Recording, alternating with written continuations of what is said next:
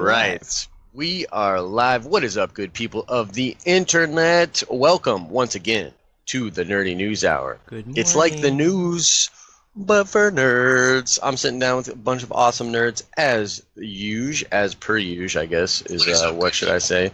Let's intro, talk about how the week was for us. Justin, you've been playing this Nier game, and it's messing with your soul. It is messing with my soul. I got ending A. I got a couple of other joke endings. There's 5 main endings, 26 total endings. It's like I'm playing 4 games at once. I don't know what to do, man. It's messing with my head. It's messing with my head with the story. It's messing with my head with the gameplay. It's wild. What even is life with Nier? You know what I mean? Dude, like, it's straight up asked that question, and I don't have an answer for you. Oh no, that's terrible. That's tough. Dan, what's going on, man? How's the week been for you, bro? It's been a boss week for video games. Playing a shitload of Overwatch, getting my ass beaten in Justice, but it's super fun. But man, I'm so bad. Yeah, I really got to work on that. It sucks because like I'm in the same boat because obviously I'm really busy right now. And the thing is, the opening night, I was getting crushed as Robin because Robin's kind of a difficult character to play as. And then I went in, I trained, I got the combos down, I was feeling real good. The next session I had after that, I was like whooping my friends, and I was like, yes! Nice. And then, I should have known better because they, went and studied and stuff, and now I'm back to getting my ass kicked, and it's like, damn it. Right, now you gotta make the next move, but it's like, when am I gonna have fucking time? The events, by the way, the multiverse events, holy crap, these guild ones where it's like 18 super hard fights in a row, 40 times. People, join our guild. We're probably going to pitch it again later on, but we need more people.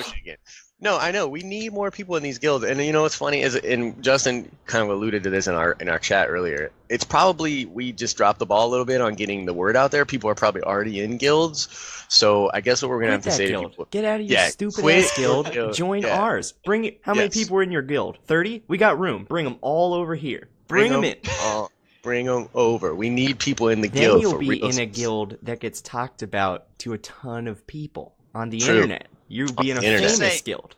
That's just saying. I feed away all gear I have that isn't for Joker, Robin, or Deadshot. So if we got those gear events or we got to sacrifice it, I got it for you. Yep, I pay a ton Get of rid of it. credits I don't care about anyone else. So you're good. Join and I give motivational tidbits on the Xbox Guild every day. About life and different things like that. So if you want to feel real, I'm jealous. yeah, it's really cool. Maybe we'll do that on the PlayStation Guild as well. All right, guys. So you see the topics. We're touching nerdy topics today, as always. Now, the first one we're going to get into is something that has been covered a little bit already. I feel like I've talked about it actually a lot. I was on a podcast yesterday with James from Rebel Scum, which I might end up being a regular on, but we touched on this, and this is the whole controversy surrounding the post-production on Justice League. Zack Snyder left production due to a family tragedy. We had a small video go up just kind of giving our feelings about that, and the whole situation. Dan covered that for us. And obviously, it's a tragedy. It's just tough. Like, for whatever reason, and I said this on the podcast yesterday, it really affected me. Like, just thinking about it. And I think it has a little bit to do with the Chris Cornell thing, too. I'm still kind of trying to wrap my head around that. Suicide does not make sense to me. I don't understand it. And I have a lot of empathy for the people that are left to deal with that situation. So my heart goes out to the Snyders. But that's not exactly what we're going to talk about. We're going to talk about Joss Whedon taking over and what this means for Justice League and perhaps the DC extended universe moving forward. He is apparently taking over all duties on post. And it is worth noting that not only Zack Snyder, but his wife, Deborah, have also left the Justice League project. She is a very active producer. So there's a big void left there. And it was I found out a couple days ago that Joss Whedon was actually already writing. He was already working on rewrites and extra scenes for Justice League before Zack Snyder even left the production. So this might be a little bit more of a responsibility, and it might get a little bit more Joss Whedon-y than first anticipated. Dan, I want to go to you first on this one. What do you make of the situation, and what do you think about the Joss Whedon thing? Well, I don't know exactly, how much, none of us are part of the project, but it'll be interesting to watch the movie and see if you could pick out the Whedon scenes. I think that he's good enough that you won't be able to do that. Like, he's not trying to make it like everyone will know this scene was me, haha, kind of a deal. He's going to try and integrate it well. But I do want to bring up like a story we mentioned earlier this year that might kind of layer into this. But Joss Whedon got tagged to make that solo Batgirl movie, the DC Batgirl. So I think what you said is true. He's definitely kind of being positioned by the DC company to be a bigger part of their films. Yeah, he certainly is, and he's a good get for that. Honestly, I like Joss Whedon a lot. I think he's very talented. It's a very interesting situation because one of the big things with Justice League is that it's been kind of a mess because literally they came in and wanted to shift tone immediately after Batman v Superman. So from the get-go, because like when they did that, remember they did that set visit literally like a couple weeks into production, and all of the people went out there last year, and there were pieces of production that were clearly from the old vision, the Zack Snyder vision of the film. And so this whole movie has been kind of a patchwork of different ideas and concepts. So I think that Joss is a good guy for this, but I think he's doing way more than maybe we originally thought. This whole, like, they still have reshoots, they still have rewrites, they have to edit it. And anybody who's ever been a part of a movie production knows movies come together in post. Post is where the movie comes together. So I don't know, man. I think we're going to be getting a lot more of a Joss Whedon film than we might have originally anticipated. Justin, you hear about all this craziness. What do you make of this? What does this mean for Justice League? To be honest, I really like Joss Whedon's work as well. So I feel like we might be getting a Justice League that is a lot lighter in tone than we originally anticipated. I know that a lot of DC fans are really, a fan of DC getting, down in there, getting really dark with its storyline. For a lot of people, that's really what, to them, makes DC their preference to Marvel. Right. But at the same time, one of the problems with Batman vs. Superman was that you didn't really have any of those good funny moments to take breaks from like all of the dourness and all of the grittiness and all that. And regardless of how much you like dour and gritty, I absolutely love dour and gritty. You still need a couple of that moments to take a break from it. Otherwise, the film as a whole will start to feel, trite, overdone, start to get boring after a while. So I really think this might end up being good for Justice League if they did not learn their lesson completely from Batman vs. Superman. Now, I can't really say what Snyder might have learned from his previous film and what changes he might have made. Like Dan said, we're not in the production, we're not there. So I can't attest to whether he decided to make some changes after that or if he decided to just be stubborn and keep certain things the way they were. But I think having a second set of eyes on anything you're making is always a good thing. Yeah, I agree. It's a weird situation. And guys, if you're watching the chat, feel free to ask any questions. We'll try to respond. And, it's a very casual show as always, so more than willing to chat with you guys. But, it's funny because I was saying yesterday, it almost feels like gross to say, and I almost don't want to admit it, but I'm actually a little bit more excited for Justice League now because I think Joss is the guy to nail a tone like this. It's also interesting to note that he is essentially becoming the shepherd of his own competition film, the competition film for his movie Avengers, right? So he is now making the movie that is supposed to catch up to Avengers. I don't know. It's very fascinating. Oh, dude, but the advantage of being the superhero director is way beyond that. To be the go-to person for a superhero cinematic, like from any company, when we get to topic 3 here, maybe Sony is going to give Whedon a call and be like, we need someone to fucking put this Venom together. It's not working.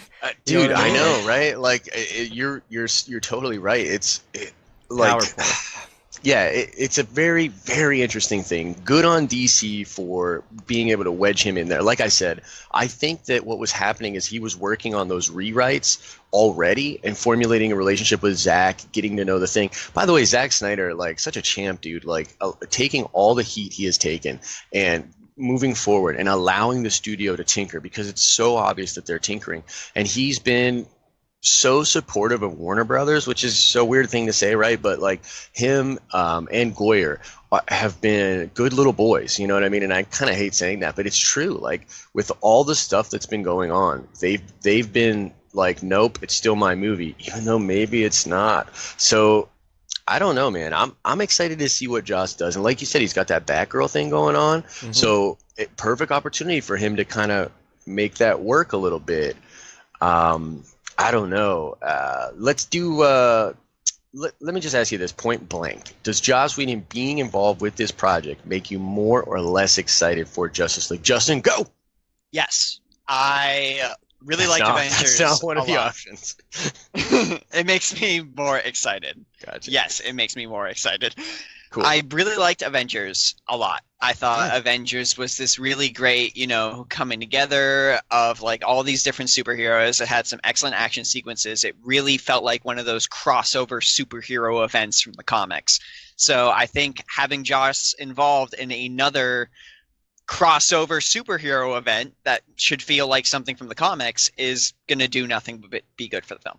True. Hey, same question to you, Dan, but real quick, I want to address the chat. Ben Jackson says, look at what JJ did with Star Trek and then Star Wars. I think that's a good point, right? So he established this motif and then jumped ship to the competition and did Episode 7, so that's a good point. Dan, more or less excited now that Joss is involved? I think it'd be hard to be less excited now that he's involved, unless you have some sort of like a stigma against multi-director films. But in this day and age, like, no, it's not like George Lucas walking around telling everyone what to do anymore. Now these are massive companies with teams of people who are working on things and reporting to each other, and so it's less of like somebody's personal artistic vision and more their style being applied to this giant process of making a big blockbuster film. So true. Like I don't think there's going to be like very obvious tonal shifts between the two, but putting another big name on it it doesn't seem to hurt. No, it definitely doesn't hurt. I'm definitely more excited because the wind was out of my sails for Justice League, and it's interesting now. Next week we're going to talk a lot about Wonder Woman 2, and I'm sure we'll get into the DC extended universe. The more Wonder Woman trailers I see, the more excited I get for Justice League, actually, because they've been spamming the trailers now. We were talking about how there wasn't any advertisement, but now they're really hammering these Wonder Woman trailers, and they're good. I don't know. If you saw the interview on Colbert, that was killer. That was amazing. I mean, dude, I've heard unanimously good things about that movie, so that's exciting. But let's get into our next topic. We're going to shift gears a little bit. We're going Vidya Games. Vidya Games. Destiny 2 had a big live stream yesterday. Was it live stream, Justin? It was about 6 days ago. Like right after our show, there was a Destiny big gameplay reveal thing, and they've been hammering out gameplay and all of this stuff ever since, with trailers and more story details and just tons of stuff coming out of the Destiny YouTube this week. Them really kicking into gear, really getting into announcing stuff about what's coming out.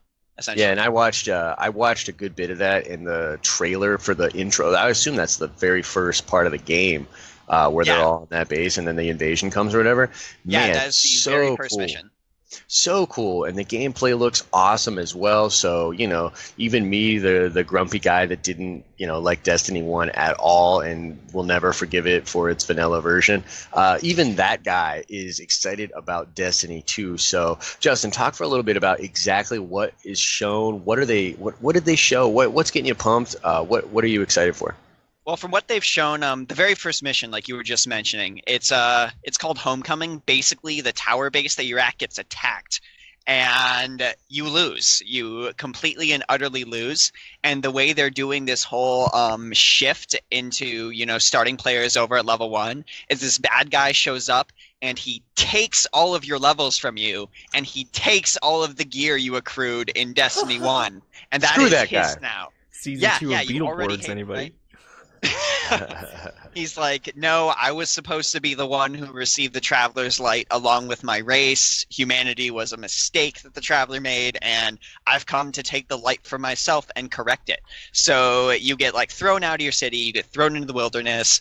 All of the people who are in the vanguard with you get broken up and fractured, and they're handling this loss in their own way, and they get scattered to all these corners of the galaxy. And it's all up to you to, go out there, get the band back together, and go and punch this dude and get your stuff back. That's awesome. That's awesome. And it's good to see that they have an actual story this time. That seems pretty cool. Yeah, they have said no more grimoire cards. They're done with telling the story through an app. They're going to be telling all of the story through the game now, which is...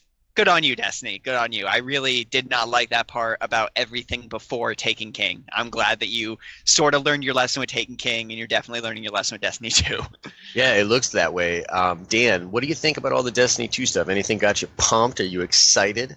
Man, just playing so much Overwatch, I've been getting way more into shooting games, and this looks awesome. Like a really great co-op shooter, and I love shooting loots where you get just a ton of different guns and you're like shedding weaponry and armor like every level to get all kinds of crazy stuff. I have no real background with the first Destiny. I know Justin has like a lot and also knows much more about Destiny 2. So I kind of just wanted to frame a question to him. One shoot and loot game that I really liked that I know you're not too keen of was the Borderlands series. And I see, I see a lot of similarities here where you're running around and shooting and opening stuff and getting loot. Would you mind comparing the two? Like, are they going to be kind of similar, or? Yes, yeah, please, so, compare. The gameplay of Destiny to me always felt a lot tighter than Borderlands 2. It just felt better to control your character. Your character's a little more floaty with the way that they can jump and move and strafe and all that. But in general, it felt like I had a lot more control over my character. Probably the big thing between Destiny and Borderlands that gets me is the writing. I know a lot of people find Borderlands funny, but I absolutely just...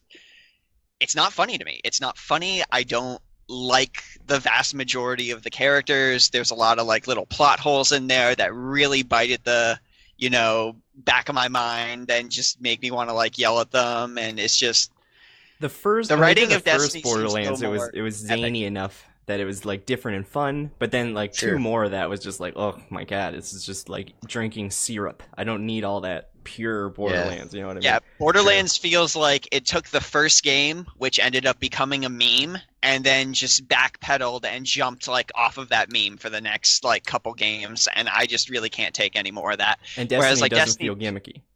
Destiny doesn't feel gimmicky. It's, it's Bungie going in there and writing stuff. I thought Halo's story was actually really, really good, pre-Halo 4 and all that. I liked all the books.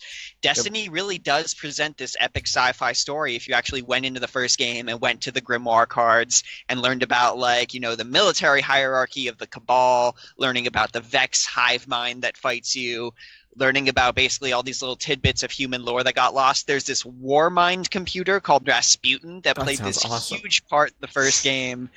Really liked ballet and played a lot of Tchaikovsky and stuff like that. So Very even cool. Little characterizations like that were great. As far as the actual setup of guns and all that, Destiny 2 is sort of taking an overhaul from that. In Borderlands, I know you have your different varying rarities of guns and stuff like that and ways to build your character. While you can just throw a bunch of super rare stuff on your Borderlands character and just be, super armed to the teeth with all these guns, one thing I liked about Destiny is you had to be smart about how you set up your ultra rare guns, your exotics, because you can only ever equip 2 of them, ever. So you could run 2 exotic guns, you could run an exotic piece of armor, an exotic gun, and they all had little special effects that were tailored to your playstyle. Sort of like how Borderlands has its own 3 classes, Destiny has not only the 3 classes, but the 3 archetypes branching off of that class that you can freely switch between and freely switch your gear sets between and essentially change your role in your party for raids and dungeons and all that. And of course, in Destiny's advantage, it has dungeons, it has raids, it has PvP, things that Borderlands simply didn't have, and things that really made me more invested in Destiny. I just liked For example, I can go with my friends and we can run a raid and we can go ahead and jump into Crucible and fight some other people in PvP, rather than in Borderlands where it's like, if I want to experience another class, I just basically have to do a retread of the story. Yeah, you have to do the whole thing over again and make a new character, which is kind of... So let me ask you this, because this is something that I'm kind of into. Is there going to be open world PvP? Is that a thing? Open world PvP is something they haven't touched on and something I don't think will be included. They have expanded the open world past what the old game was, which was just, finding certain collectibles hidden throughout the world, like the Siva pieces in the very last expansion of Destiny. They were a collectible you had to go find in the world. And then other than that, it was just doing patrol missions scattered throughout. Right. Not going to be open world PvP, but they have expanded the world beyond patrol missions. There are going to be actual side quests with characters you go talk to, and you'll get to go through their whole storyline and get a nice reward for that. There's still going to be those collectibles. They did tease in the gameplay reveal these sort of uncharted sectors, little areas of the map that I assume are their maybe like own instance generated dungeon or something of that nature. Just these little areas you can go delve into and explore and find hidden treasure from the golden age of mankind. Yeah, that seems really cool. I mean, look, overall, like, from everything I saw, it looked really, really awesome. Not only does the game look beautiful, the mechanics look great, it looks like it's going to be an improvement overall. Now, originally, when they launched Destiny 1, they said it was going to be like a 10-year-long game experience where you could carry your character over, and then obviously they backpedaled on that. Now, has there been any word for Destiny 2 as far as this new character that you build? Are you going to be able to take this thing into the future? Is this going to be a character that you can have ownership of and grow with for years and years, or are they going to not do that? I'm pretty sure with the way the cross-saving is working, because the game is going to have cross-saves between PC and PlayStation 4 is a feature I've had confirmed. So if you own a copy of the game for both consoles, your PS4 and your PC, you can carry your character from your PC over to your PS4 and play with your friends on there, and then pop back onto your PC and then play with your friends on PC. I'm pretty sure they're implementing that feature if you already have a character on PS4. If they have cross-save available, you should easily be able to pull your character from PS4 over to PC if you're doing the Switch, or just bring in your old character from your old Destiny 2 save data tied to your PSN account. So Dude, I should be able to get my a little bit away back from and have her just punch dudes in the face. That seems just a little bit away from cross-platform online gaming, which is, it's just a licensing thing. It's just like the companies being dumb. But it just seems like that is so close to cross-platform gaming. Like, can we just please have that? Like, I want to be able to play with you guys. It is. It's not the Yeah, controller. It is the Overwatch, controllers.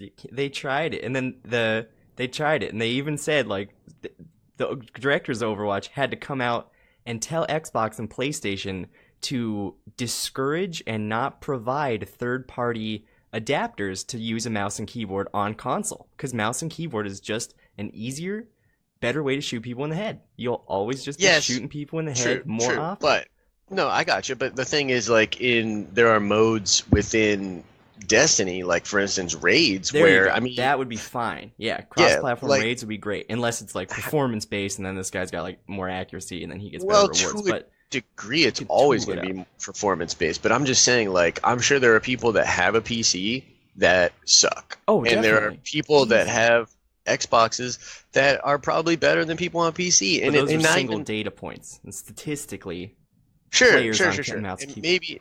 Right, and maybe even for PvP, and competitive or whatever, it could be a little bit different. But then at that point, my thing is this: like, if you have cross-platform and you do have adapters, then what's the difference? You know what I mean? Like, if it's really that big of an advantage, and you have the counterclaim there would be you're forcing the Xbox guys to buy something to be as good as the people who play on PC, or to have the same. It's like they have to buy Destiny and a special controller in order to play Destiny, and then if you're on a computer, you don't. And that's not good for Xbox pushing the sales of Destiny, because then they're like, also pick up the Destiny keyboard, mouse. Yeah, it could be like an unspoken thing. Would you say this? Let me ask you this. Do you think that console gamers are more casual in general than your PC gamers? Oh, no. I don't think so.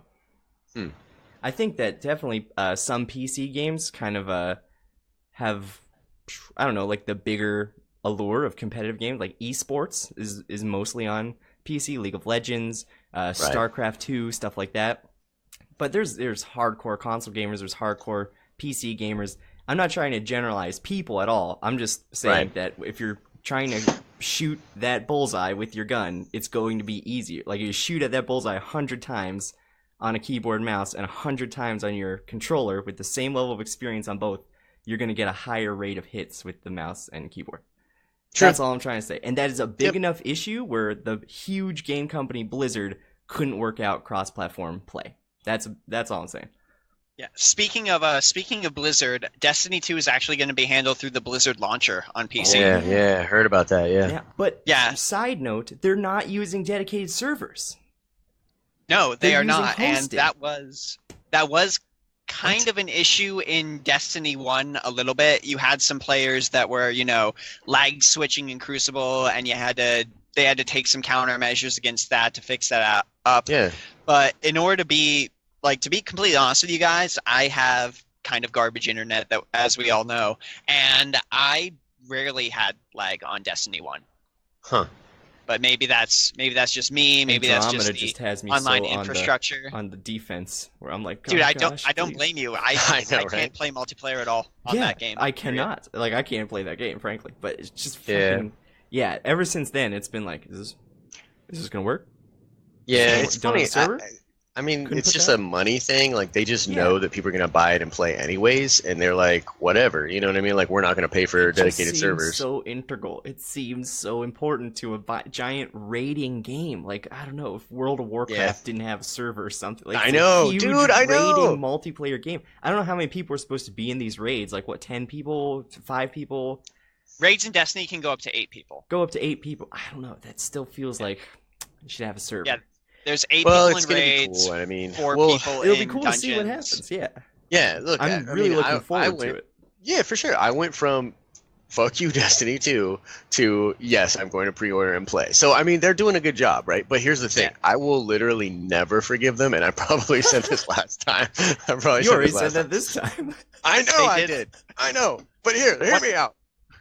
I will never forgive them if they get me on the hype train again and drop the ball. To be honest, Destiny 2 kind of looks like Destiny 1.5, and that's not a bad thing. They've taken the lessons they've learned previously, and they've gone and expanded on that. And they got a lot of those new classes that seem to be them buffing up some of the more sort of boring classes that a lot of people complained about in Destiny 1. Like the Titan Defender class, you could make a shield and defend your allies and stuff like that, and people are like, I know we need one of these for raids, but it's just kind of boring for me. So they're like, okay, well, what if we take that, and what if we give you a giant iron shield that you can use to not only block all of the enemy fire, but you can throw like Captain America and hit like 12 different people with your shield that bounces off them. Sign me up. Yeah. And with Warlock, they're like, okay, Sunsinger, healing, like buffing, spraying fire. I have a friend that really loves playing Sunsinger, but at the end of the day, it just wasn't as alluring as the, lightning class where you get to spray lightning everywhere like Emperor Palpatine. So they're like, okay, instead of that, what if we give you a giant sword made of fire? Oh, shit. Yeah, I saw that too. That shit looks hype. Oh my god. That was one of the best parts of the gameplay. I was like, what? Yeah, this is amazing. I was at Starbucks watching it, and I'm like, what? And people beside me were like. And then conversely, for the hunter, there was a class that had a sword, and that all depended on your level of skill and whether or not you could get off sneak attacks. But they changed it to this giant lightning staff now, and you've got your guys swinging around, doing flips and like kicking people in the face and flying through the air. And it just seems like it's just more fun. It's just yeah, it does. It seems like they upped it. It's going to just be more bombastic, more crazy, more fun. Hopefully balanced ? I want open world PvP. I love that shit. Like, dude, that was one of the best parts of MMOs to me. Like going and finding the noobs, right? That was my least favorite part of MMOs. I was those noobs, you asshole. I know. Jesus. I loved it. I'd be like, yo, let's go to the This is the first time I've heard someone say, "Oh, my PvP server was a joy." it's always just like, oh man, I tried PvP and they just kill the shit. I'm like, I can't do anything. I went to a PvE server.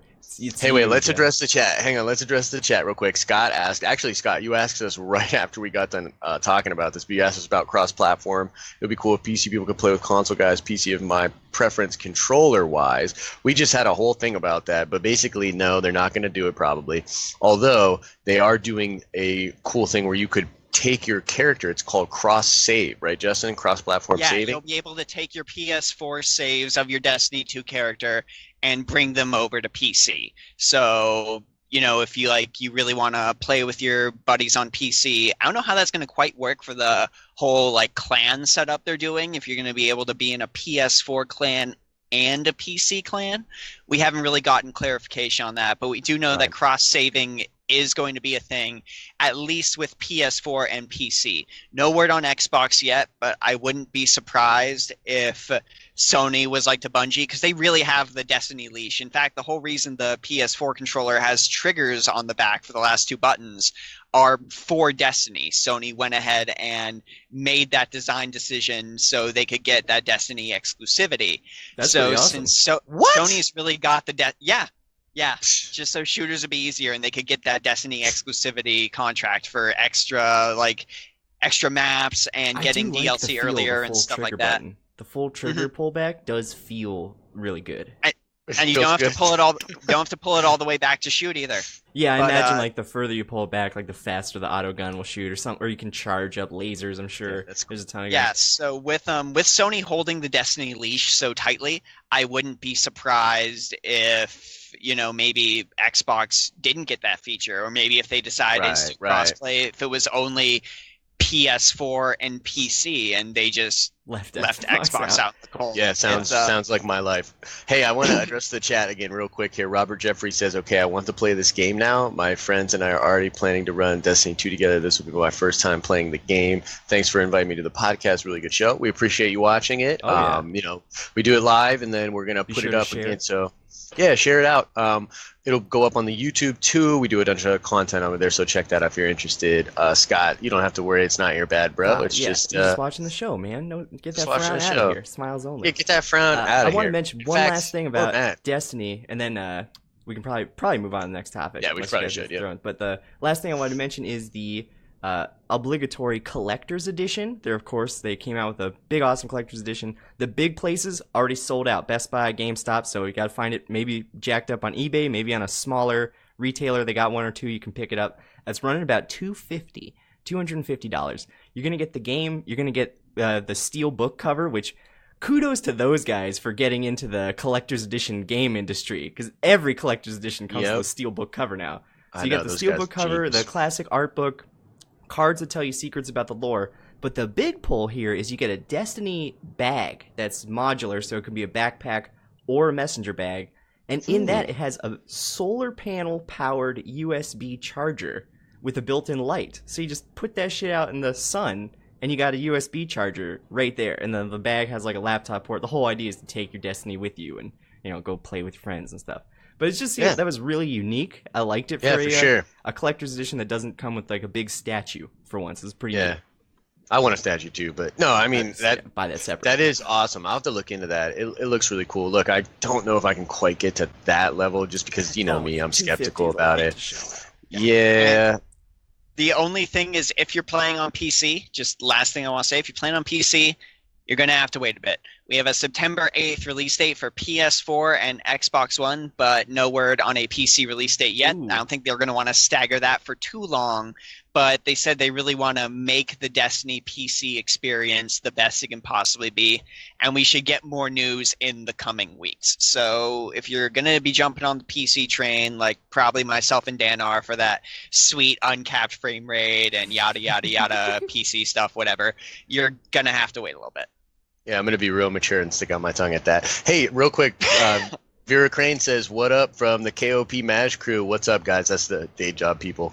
sometimes they watch the show, which is kind of cool. Nice. Let's move on to our next topic, guys. This one is very interesting to me. If you've been watching the show the past couple weeks, when the news first broke that Sony was going to possibly end its relationship with the Marvel Cinematic Universe, I wept like a baby. I was not into that. I don't like that as a concept.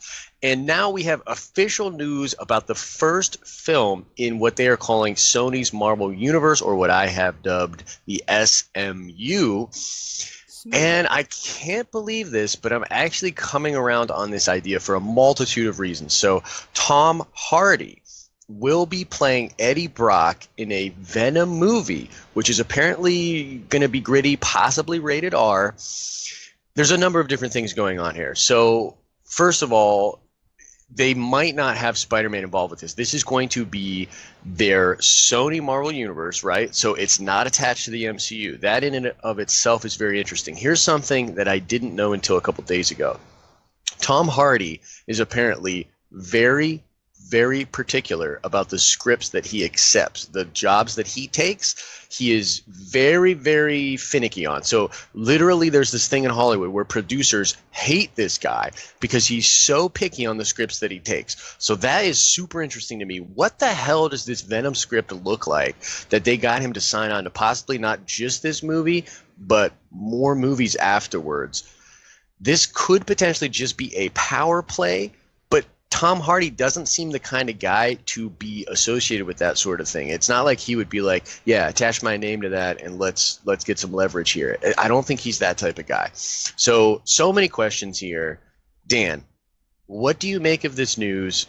Are you excited for a Sony Marvel Universe? And what do you think that looks like? I mean, come on, we've got Spider-Man Homecoming come out in July. What does this look like in the future? What do you think? Take it away. Big question for me is going to be comic accuracy. Are they going for the traditional Venom origin story, or are they going to tell their own Venom story? Because imagine this, dude. Imagine like first 15 minutes of this Venom movie, and he kills the fuck out of Spider-Man. Yeah. What about that? What if they just tell their own story with it? I think that could be really cool. That could be super interesting. I'm so sick of origin stories. I don't need to see a movie of Venom's origin story. Please just show Venom doing really cool stuff. I'm interested to see this whole Sony Marvel project go on. Like, it feels like they're going to start in the core fandom of Spider-Man, which is a big fandom, and it's a Marvel fandom that hasn't been sated yet. We got the Homecoming coming out, and that might just cause enough of a Spider-Man hype for Spider-Man film and media that they can really piggy bank off this with the Venom and maybe showing Spider-Man and maybe not, and maybe after that they'll do the rumored Sinister Six film. We might actually without get that. Spider-Man. Yeah, right? What are they going to do? Fight each other or something? Maybe they'll fight Venom.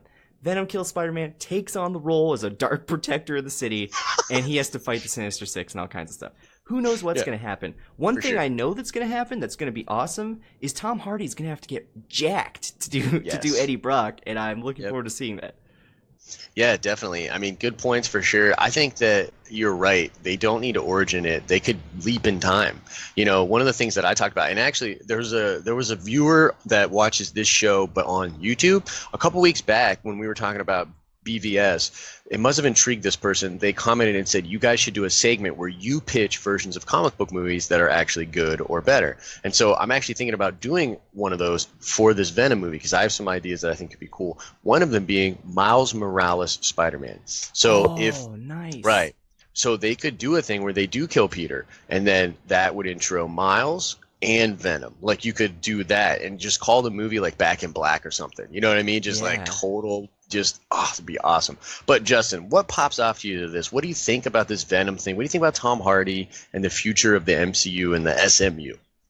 Actually, one thing Scott said in our comments was one of the things I was thinking about. He's saying that this Venom might end up piggybacking into an Agent Venom sequel, calling it now. And I'd honestly be okay with that. I was wondering what Venom they were going to do. If they were going to do the, giant, super jacked monster Venom, or if they were going to embrace this new Venom we have, who's like this special agent that uses like rifles and the symbiote and all that stuff. I think that could be really cool if we, like you said, had Venom as this, dark protector of the city, and then ended up with people being like, yo, we got this Venom dude here that's doing all this work. We need to get him on our side and get him protecting us. And what if that leads to this SMU sort of launching its own like pseudo Avengers with Venom as its head?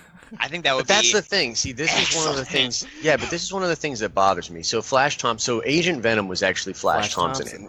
Right. And that story is actually incredible because this guy was a dick to Peter and then ends up idolizing him, like literally idolizing him by the end of his career in the military, and some very tragic things happen to him. It's a very cool story. The original Venom series is nothing like that. Eddie Brock is a douchebag, and he's just a murdering asshole. And there's nothing good in that character at all. The way it was originally written, nothing. There's no redeeming qualities in him whatsoever, and it's just I find it fascinating. It's the same. It's a similar issue I have with the Black Adam movie that they want to do with The Rock. Is like, okay, so your hero is going to be a literal dictator. How does that work? You know what I mean? Like, how does that work? It's gonna be hard to like relate to Black Adam. Right? How are you gonna root for that guy? You know what I mean? Like, it just doesn't make sense. And it's the same thing with Venom. Like, I just don't see how you can root for Venom. And and here's what will really upset me is if they just do an anti-hero version of Venom just to do it. Like, if there's no reason for it, I'm going to check out completely. So it's a funny thing. You know what else is funny is like, dude, Venom in the original iteration of the comics was not popular at all. People didn't give a crap about Venom. Like the black suit, like at all. So the black suit, from Secret Wars, and then they come back, and it was really crazy. Comic book fans in general never took that character seriously. It was only after the animated series in the 90s, which did a different version of that Venom story, different origin, where people started to buy into the character and they kind of liked him. So that's always what I think about too, is the 90s animated series with Eddie Brock in the park, like outside of the Bell, and getting attacked by the symbiote. That's my headcanon Venom origin. So I don't even know that's like not pure asshole Eddie Brock. That's not Venom. Before. That's I know. Like, Eddie is still like a shitty guy, and he's like a bully, like a mean dude in that, but they make him like not. He's like not particularly bloodthirsty, I guess. You know what I mean? Right. And the symbiote itself and the canon that they've done for the symbiote, that's all retroactive. Comics are full of retconning, but originally the Beyonder just had this thing that would fix everybody's suit, and he put that thing there, and Spider-Man just got his suit tore up and got it stitched together, and it became that black suit. And that's it. And in the Secret Wars event, it wasn't even like the symbiote itself wasn't really explored that much at all. You know what I mean? So it's a very, very weird, interesting thing. Though, in the comic books, they've more adapted the symbiote thing, right? It did become pretty popular. There were a couple series that people really liked. The solo Venom series with Flash Thompson was incredible. Agent Venom was a really good storyline, and then they did some weird stuff where they put Agent Venom in with the Guardians of the Galaxy. It became Venom Space Knight. It got real weird. But currently in the comic books, they are doing a thing called Marvel Legacy, where they're going to bring Eddie Brock back, and hopefully, I don't know, that could coincide with the move with the movie. But there's a lot of question marks there, and I don't know how I feel about it. I'm intrigued on the Tom Hardy aspect. Tom Hardy's a really great actor, and like I said, he's really particular. So it's kind of interesting that he picked this role. I don't know, man. I really don't know what to think about it. Funny, the whole Tom Hardy is like super selective with scripts thing, and then I keep thinking of him playing Max in Fury Road, and Max's lines were like my least favorite part of that whole movie. Was just every time Max talked, I was like, could you say something else? Or like in the one scene where he's just grunting, I was like, couldn't you just say, what's like, funny about I'm Hardy? not gonna shoot you. He's not like other actors in the way that, like, he's not a big ego guy. So, like, he doesn't mind, like, for instance, the Bane thing where he had that mask on the whole time. Yeah. He didn't care. Other movies where he has very little speaking roles, he doesn't care. It's not about that for him. He's a true artiste. also like doesn't make sense. Like this feels like one of those SAT questions. Like one of these things doesn't belong, and it's Tom Hardy. Like you know what I mean? Like it doesn't make sense. Scott has made some great points in the chat. He's saying if they're going to do Venom, after that, they kind of got to do Carnage, and that's going to have to be rated R. And I would love to see that, because when they were doing the first series of Spider-Man movies, that was like, when the next one was announced, everyone was like, oh shit, is Venom going to be in this? Oh my god, if they do Venom, they're going to do Carnage. Oh my gosh, I can't wait to see it. Because I love Carnage. Carnage is an amazing character. He's such a cool villain. Maximum Carnage is an amazing story. So, yeah, I'm all for that. I think that Venom and Carnage, at this point, at least in maybe not the hardcore comic fans, but they're the fan favorite characters from Spider-Man. Like, right, Spider-Man, maybe the movie the could just be Doc Ock. Maybe it could just be Venom fighting Carnage. I'd watch a movie of Venom fighting Carnage. I know, but like, why? That's what I don't. That's the thing is like, what is the inciting incident that's going to get us to root for Venom? Yeah, see, now if that's the case, Scott also said instead of doing a superhero movie, they could do it more of like a horror movie or slasher. And that seems cool, but the one worry point for me there is like, then the main character by default has to be like not Venom or Carnage. It has to be a relatable group of sexy teens in the case of classic slasher movies, or it could be, like a random person. Is it going to be, maybe it's going to be fucking Peter Parker prior to Spider-Man moment and he has to deal with it. Who knows what they're going to do, but I don't know if they're going to go for such, with Logan they went for a huge shift in tone from your classic superhero movie. Are they going to do that with this and turn it into like a really good horror movie that you don't expect? That'd be cool. Yeah, it'd be cool, but is that the way you launch your Sony Marvel universe? Like, doesn't it just seem really weird? Like, they just look, at the end of the day, they nailed it in so far as there's buzz now. And if it's just a power play against Marvel, then it's good. But thinking through logically, there's a lot of question marks for me. So definitely. I just don't know. It's all hype and speculation at this point, but I think there's reason to be excited. There's reason to be nervous. Why do the good guys have to win? Scott says, because people like a good ending. People like happy endings, Scott. That's the way that it's always been. So I don't know, man. It's a fascinating thing. We're gonna keep our eye on it. Any tidbits that we find, we'll cover. Very into it. I love the Eddie Brock character. I like the one from the '90s cartoon a little bit more than I do the one in the comics. But yeah, super interesting, man. So we'll keep an eye on that. We're going to launch into our last topic of the day, and this topic is called Shout Out. Shout outs. 3 nerds, 3 opinions. This was because we could not settle on what to do for our last topic. We all wanted to talk about different things. We were fighting. We were very angry with each other. And so we decided to do this instead. So Justin stabbed me. I just got back from the hospital. It was gross. It was crazy. Justin tried to swipe at my beard, and I was like, take my eyes, but not my beard.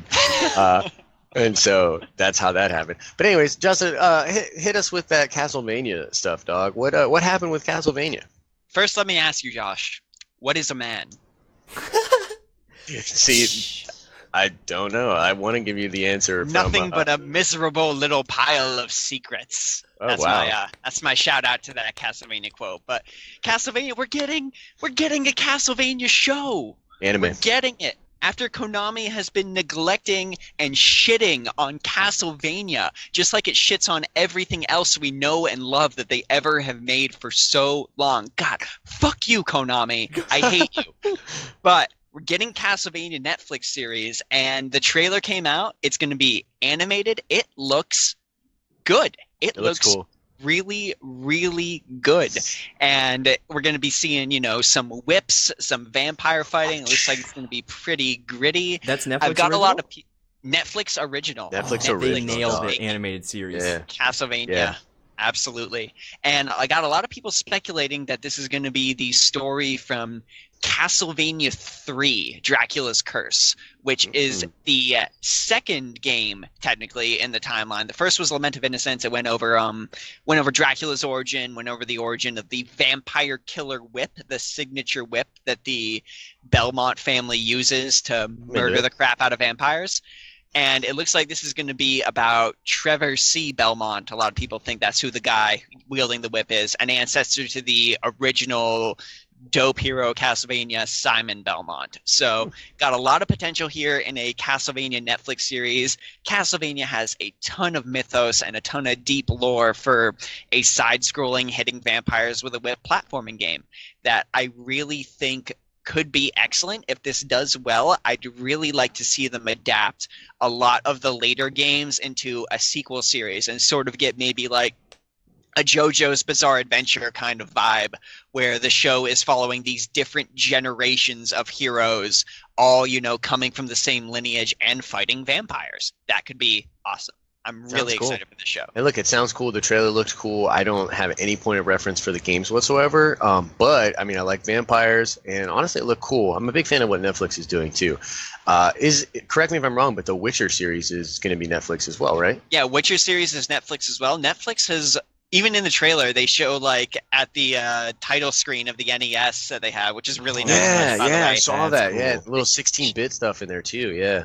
Yeah, they show all of their other great Netflix series that they've had, like Stranger Things and Orange is the New Black and all that. And they're Sidonia, BoJack Horseman, like they're great at the animated series story, and they're doing visuals. DuckTales. Did you guys know they're doing a new DuckTales on Netflix? Yeah, they are. That's Netflix original. Yeah, isn't Joss Whedon involved in that too? Dude, they have David Tennant is playing Scrooge McDuck. Dude, God. If anyone hasn't checked it out, just like YouTube real quick, like voice cast of new DuckTales, because they have a killer incredible voice acting cast. I cannot believe it. Apparently, if you were a voice actor, you grew up watching DuckTales, and you're very excited to be in the new one because they have a wonderful cast. I did the podcast with James yesterday, and it was one of our topics, and I'm just like before the show, I was like, oh, DuckTales, and then as we're talking about it, I was like, whoa, am I getting excited for DuckTales? Right. Like, shout out DuckTales, Netflix. Yeah, DuckTales for sure. Dan, what is the thing you want to talk about? A little bit of Overwatch stuff happening right now. So on the 23rd, well, the 24th technically, it was the 1-year anniversary of the launch of Overwatch. And if you are into Overwatch, I'm sure a lot of people who watch the thing are. It's awesome right now. They are nailing this event. They have more legendary skins than they've ever released in a single event. They've got a new dance emote for every character and over 100 new items, which effectively translates to 100 sprays and icons to collect. But there's a ton of items and skins to collect. There are new maps, new game modes. They're restarting. New game modes? Yeah, man. So there have been 2 arena-style game modes in Overwatch, a 1-on-1 mystery duel, and then a 3v3 elimination match. I played the 3v3 a little bit, yep. Right? So if you play the old 3v3, you kind of know that you have to have Roadhog, Soldier 76, and Ana every time so that everyone can heal themselves and you'll outlast the enemy team if they don't pick that. Now they have lockout elimination. Oh, my condolences to your team. So we have a lockout elimination where if your team wins the elimination round, those 3 heroes are locked out and you have to change your team comp the next time. Which is really cool. Wow. And when you add on 3 new arena maps, the arena mode is just like it's a whole new game now. So that's cool. The new maps are like outskirts of other maps. So when you go to Eichenwald and push the payload, next to that there's like a forested section called the Black Woods, and that's where the arena games happen, like right on the outskirts of the castle grounds. So they did a really great job incorporating the levels together. There's tons of little Blizzard Easter eggs in there. You can find Sombra's room, Anna Amari's like hideout is in a level. Really cool. And then the last thing I want to mention is they have a sale right now. There's an anniversary sale going on, so you can get a regular basic edition of Overwatch for $30. $30, people. Deal. That is so worth it. Get on there, play on PC, play with me. It's going to be super fun. You can get the Game of the Year edition for $10 off too. Yeah. So all content they will ever release for Overwatch is going to be free. So that $30 is definitely going to stretch. Yeah, they're not expanding or anything like that. It's pretty cool. Oh yeah, one more thing. Sorry, is they did a dev diary pretty recently, and Kaplan was talking about like the upcoming year since they just did the anniversary announcement. Right. So they had this phrase called event fatigue, and if you've played Overwatch, you know that like almost every other month they've done a special event. Like they do a Halloween event, they did a Christmas event, then they did like an origin story event, and now they're doing the anniversary. And he says, so this next year, don't expect a whole host of new events because it would just bog us down. You get event fatigue. What they're going to do is have the same events but hyped up and modified and maximized. So like you'll be playing the Junkenstein's Revenge Halloween event, and like after you go through some of the old stuff from last year, maybe the castle doors open and you move into a second section of the map with like more levels and more difficulty. So that's the kind of stuff we can expect. And it looks like it's going to be an awesome year for Overwatch, and now's the time to pick it up. That's my shout out. Yeah, definitely. Look, Overwatch is cool, man. And they've done it's a very unique game in the way they interact with their community and the way that they put out new content. So yeah, I'm a fan of it. I'm a fan of Blizzard. So yeah, definitely check that out. I might even play a little bit of Overwatch and get pwned, I guess. Now we just got to play some Overwatch, Dan. You actually made me excited, and I skipped Uprising. So. Yeah, I bet you guys are going to be doing that right after this. So my shout out, come on, guys, you didn't think we were going to do no Star Wars on the 40th anniversary of the movie being in there. Yeah, come on, guys, come on. Just look at this little Death Trooper pop. Look at this Death Trooper pop. That is adorable. It's adorable. Okay, so more people adorable. with helmets are the only people that should be made into Funko Pops. Oh, BB-8, that's what I'm talking about. Yeah. So, the Vanity Fair article for The Last Jedi has been the talk of the town when it comes to Star Wars. I did a lengthy video with James from Rebel Scum yesterday. We go over all the photographs, point out little things, speculate, joke, have a good time. So make sure you go to the channel and watch that video.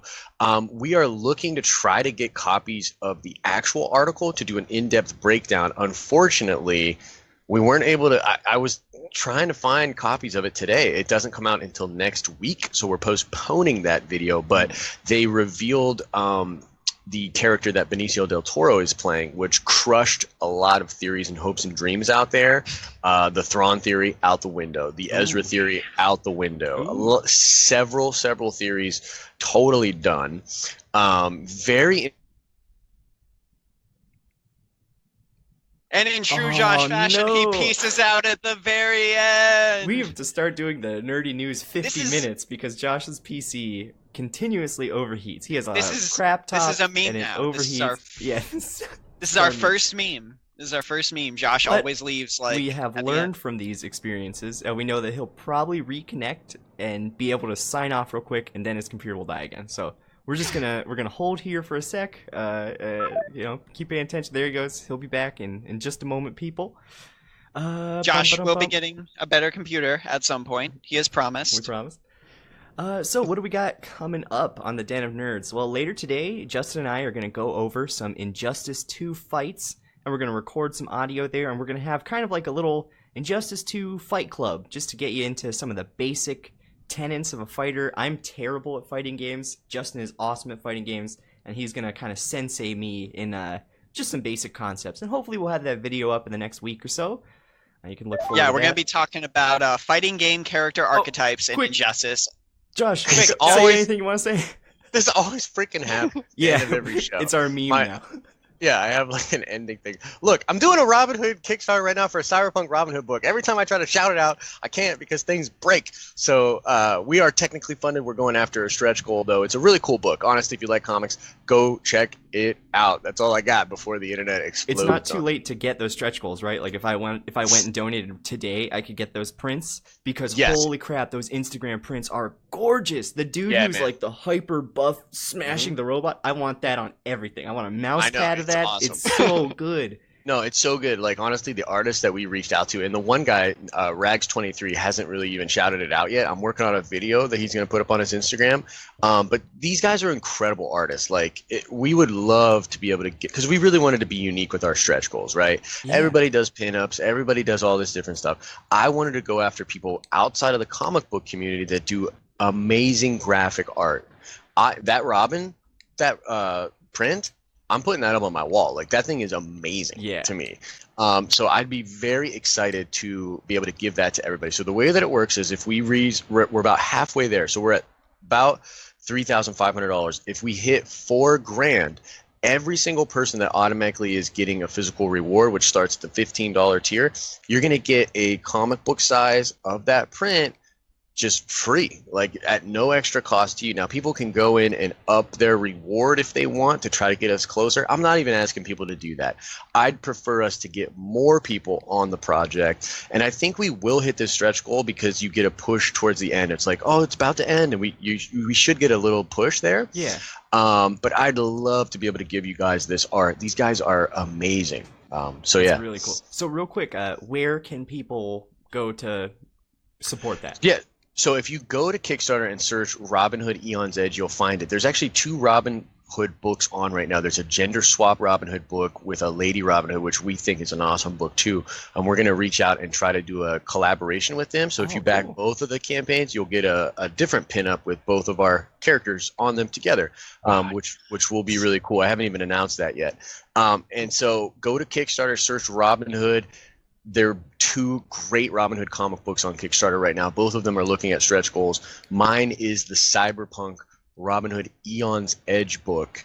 And if you search for that on YouTube, or rather Facebook or Instagram, you'll be able to find it too. So that's where you go for that. Awesome. And that's coming out on the Red Band line, right? Oh, actually, no, it's a passion project. It's not associated with Short Fuse, pretty much at all.